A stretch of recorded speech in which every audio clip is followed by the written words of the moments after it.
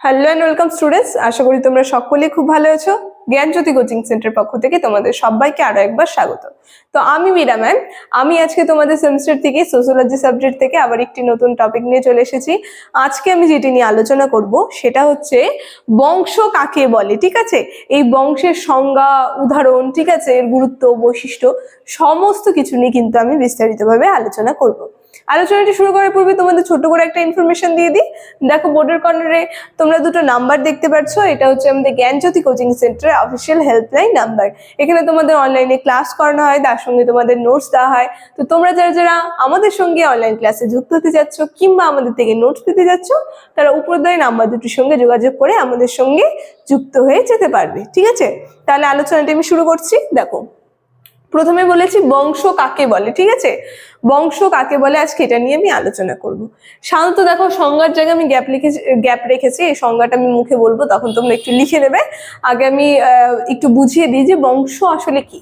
দেখো, আমরা সকলে শুনেছি, মানে আমাদের যে পূর্বপুরুষরা থাকে সেই পূর্বপুরুষদের সেই বংশের সমষ্টি হচ্ছে সাধারণত এই বংশ। মানে আমরা সেই পূর্বপুরুষদের ধারাবাহিকভাবে চলতে থাকি, যেরকম আসতে থাকি। যেরকম আমি, আমার বাবা, এবং প্রথমে আমার কে ছিল, আমার প্রথমে ঠাকুরদা ছিল। ঠিক আছে, মানে প্রথমে আমার ঠাকুরদা ছিল, তারপরে কি হলো, তারপরে আমার বাবা হলো, তারপরে হচ্ছে আমি হলাম। এই যে মানে একজন থাকবে, একজন সদস্য থাকবে, তার সন্তান এবং তারপরে তার নাতনি। এই যে বংশ পরম্পরায় যে চলে যায়, মানে পরপর যে প্রজন্ম চলে যায়, পূর্বপুরুষদের চলতে থাকে, সেটাকে কিন্তু বলা হয় সাধারণত বংশ। ঠিক আছে, তো দেখো এখন সংজ্ঞাটা আমি বলে দিচ্ছি, সংজ্ঞাটা তোমরা একটু লিখে নাও। বলা হয়েছে বংশ বলতে বোঝায় একই পূর্বপুরুষের বংশধরের সমষ্টি। ঠিক আছে, আবার বলছি, বংশ বলতে বোঝায় একই পূর্বপুরুষের বংশধরের সমষ্টি। দাঁড়িয়ে দেবে।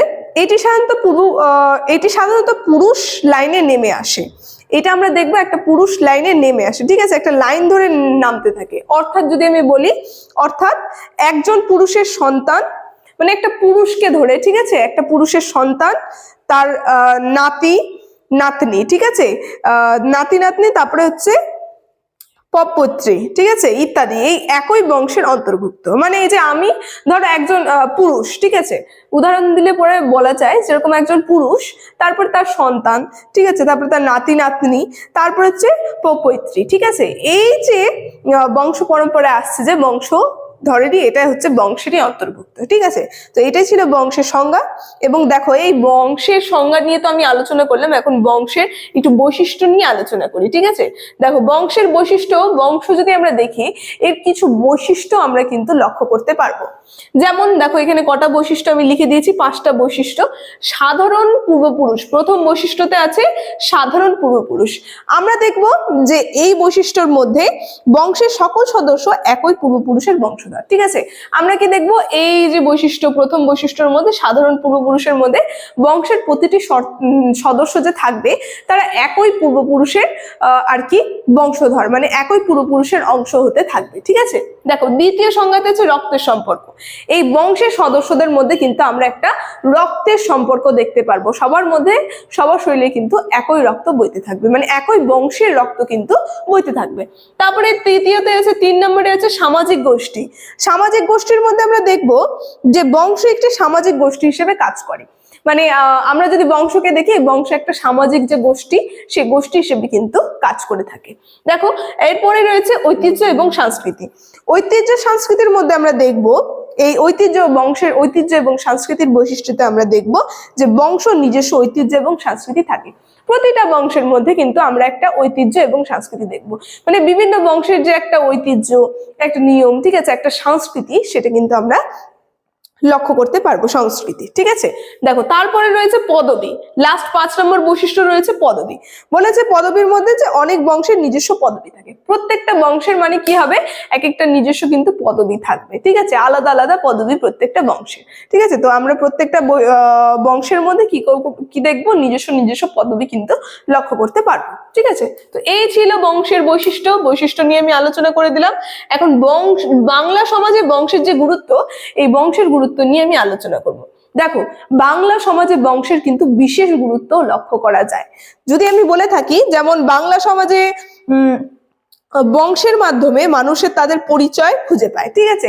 মানে এই যে আমি কোথা থেকে আসলাম, ঠিক আছে, আমার চিহ্ন কি, আমার অস্তিত্ব কি, সেটা কিন্তু আমরা এই বংশের মাধ্যম দিয়ে কিন্তু নিজেদের অস্তিত্বটাকে খুঁজে পাবো, ঠিক আছে। আমি এই বংশের অংশ, ঠিক আছে, এই বংশের সমষ্টি আমি, বা এই বংশের অন্তর্ভুক্ত আমি, ঠিক আছে, এটা হচ্ছে আমার অস্তিত্ব, এই বংশ। তারপরে বলা হয়েছে যে বংশ সদস্যদের মধ্যে ভ্রাতৃত্ববোধ থাকে এবং তারা একে অপরের প্রতি দায়িত্বশীল, ঠিক আছে। মানে একটা ভ্রাতৃত্ববোধ কিন্তু আমরা দেখতে পারবো বংশের সদস্যদের মধ্যে, এবং এক একজনের সদস্যদের প্রতি দায়িত্বশীল থাকবে, ঠিক আছে, এই বংশের মধ্যে। তারপরে বলেছে যে বংশ সমাজে বিভিন্ন সামাজিক এবং রাজনৈতিক ক্ষেত্রে প্রভাব বিস্তার করে। এই যে বংশ যে থাকে, এই বংশ দেখবো আমরা সমাজের মধ্যে বিভিন্ন রাজনৈতিক এবং বিভিন্ন যে সামাজিক যে ব্যবস্থা, তার মধ্যে কিন্তু বিশেষ প্রভাব বিস্তার করে থাকে, ঠিক আছে। এখন দেখো এই বাংলা সমাজে বংশের গুরুত্ব নিয়ে আমি আলোচনা করে দিলাম। এখন এই উদাহরণ নিয়ে যদি কিছু আমি বলি, উদাহরণের মধ্যে রয়েছে যেমন রাজবংশ। যদি আমরা বলি রাজবংশের মধ্যে বলা হয়েছে যে রাজাদের বংশ রাজাদের বংশকে রাজবংশ বলে, এটা আমরা সকলেই জানি। এই রাজাদের যে বংশ তাদেরকে কিন্তু রাজবংশ বলে। তারপরে রয়েছে গোত্র, ঠিক আছে। গোত্রর মধ্যে বলা হয়েছে যে হিন্দু সমাজে গোত্র হলো এক ধরনের বংশ ও ঋষিদের বংশধরের ওপর ভিত্তি করে যা তৈরি হয়, ঠিক আছে। দেখো এই যে গোত্র, এই গোত্র জিনিসটা কি, বংশের মধ্যে গোত্র জিনিসটা পড়ে, যেটা হচ্ছে এক ধরনের বংশ। মানে এর আগে আমি বুঝিয়েছিলাম যে ঋষিদের যে আছে, ঋষিদের নাম অনুযায়ী এক একটা বংশ তৈরি হয়, ঠিক আছে। এই বংশ তৈরি হয়েছিল এবং তারপরে সেটা বংশ পরম্পরায় চলে আসে, এক একটা গোত্র মানুষ পায়, ঠিক আছে, সদস্যরা পেয়ে থাকে। তারপরে পরিবার বলতে আমরা বুঝি সাধারণত পরিবার হলো বংশের একটি ছোট গুরুত্ব অংশ, ঠিক আছে, ছোট্ট একক, ঠিক আছে। পরিবার হলো বংশের একটি ছোট্ট একক। এই বংশের ছোট্ট এবং শেষ এককটা হলো পরিবার, যেটা আমরা সাধারণত এখন হয়ে থাকে, ঠিক আছে। গোত্র আছে, রয়েছে, পরিবারও রয়েছে, ঠিক আছে। এটা সব থেকে ছোট একক হলো বংশের। দেখো আজকে এই বংশ নিয়ে আলোচনা আমার এতটুকুনি ছিল। এই বংশের সংজ্ঞা এবং বৈশিষ্ট্য, আমাদের এই বাংলা সমাজে বংশের গুরুত্ব কতটা এবং উদাহরণ নিয়ে আলোচনা আমার এতটুকুনি ছিল। আলোচনাটি আমি এখানেই শেষ করছি। ভিডিওটি যদি ভালো লেগে থাকে অবশ্যই like, comment, share and subscribe করে দেবে। Thank you.